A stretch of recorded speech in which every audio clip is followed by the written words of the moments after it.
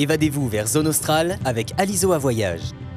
Zone Australe, avec les peintures Movilac Réunion et Air Mauritius.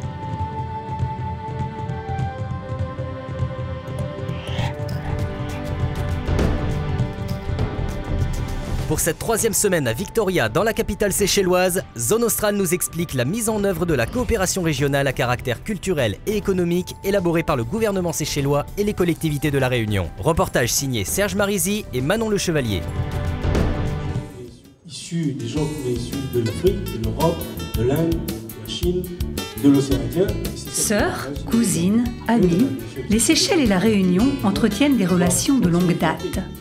Pour comprendre l'origine de cette amitié, il faut remonter le temps, à l'époque où les Seychelles étaient encore un archipel inhabité. Nous sommes alors au milieu du XVIIIe siècle et le royaume de France est déjà bien ancré dans l'océan Indien, notamment grâce à sa présence sur les îles de France et de Bourbon, territoire rebaptisé par la suite Maurice et la Réunion. Il faut savoir qu'en 1740, nous avions des comptoirs. Les Anglais avaient des comptoirs, les Hollandais avaient leurs propres comptoirs. Et il y avait une guerre permanente entre la marine britannique et la marine française. Donc Maille de la Bourdonnais, qui était gouverneur d'Île-de-France et de Bourbon de 1735 à 1746, pour porter secours aux marins français qui étaient en difficulté face à la marine britannique, a dit « il faut trouver une route extrêmement directe et rapide qui puisse porter secours ». Et sur cette route, essayons de trouver des îles qui allaient servir de base de ravitaillement en nourriture, en eau et en bois pour réparer les bateaux. Et c'est comme ça qu'on a commencé l'aventure, enfin l'épopée française, si vous voulez, aux Seychelles. Le peuplement de l'archipel commence en 1770. Des aventuriers venus de l'île Bourbon partent s'implanter sur ce nouveau territoire où tout semble possible. Les transferts de population se poursuivent jusqu'en 1814, lorsque la France cède à la couronne britannique l'île de France et certaines de ses dépendances, dont Rodrigue et les Seychelles.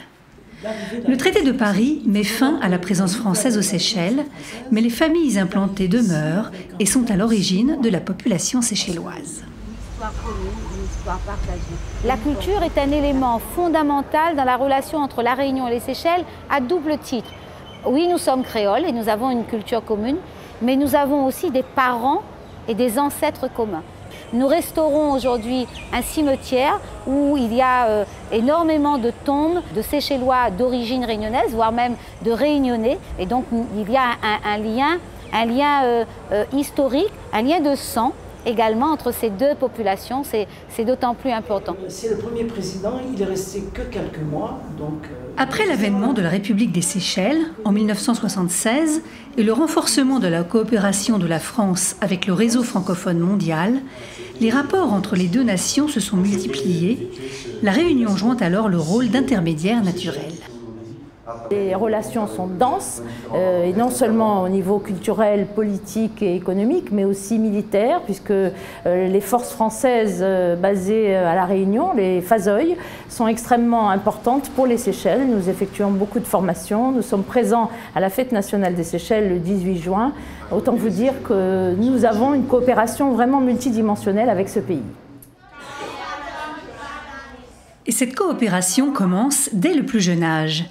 Depuis plusieurs années, le Conseil général de la Réunion envoie des professeurs de français dans les collèges séchellois pour pallier le manque d'enseignants et freiner la disparition progressive de la langue de Molière sur l'archipel.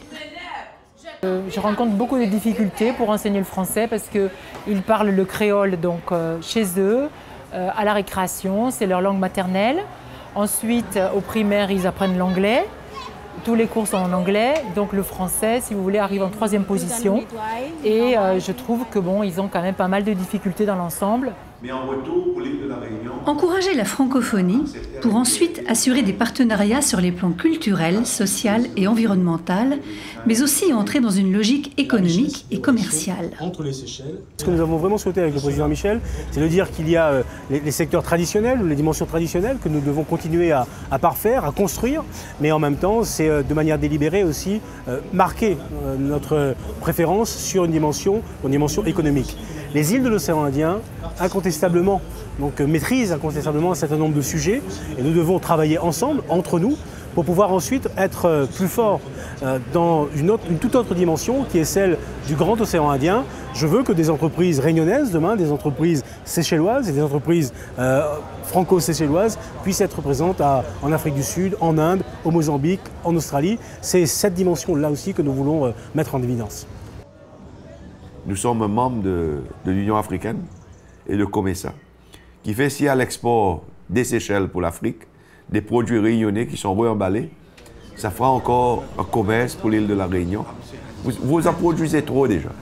Il faut vous trouver des débouchés et nous pensons à travers les Seychelles, on peut jouer cette carte comme une île amie, de faire des nouveaux débouchés pour l'île de la Réunion.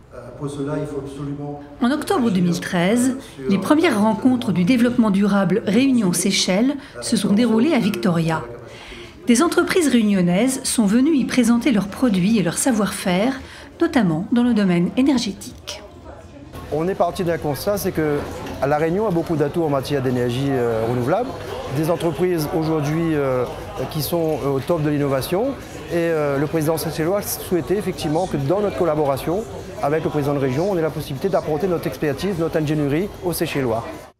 Un partenariat qui ouvre de nouvelles perspectives pour les entreprises réunionnaises cherchant à exporter.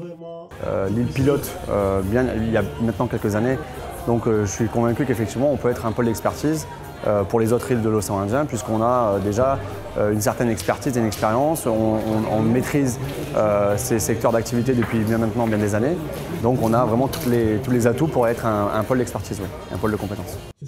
La pose du premier panneau solaire réunionnais sur un grand hôtel de Mahé a symbolisé la concrétisation de l'engagement des deux îles, désormais prêtes à faire fructifier leur amitié historique.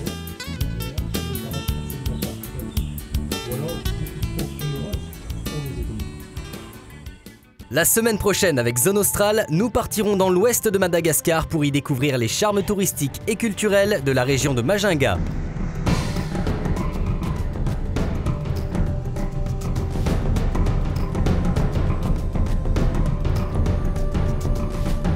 Zone Australe, avec les peintures Movilac Réunion et Air Mauritius.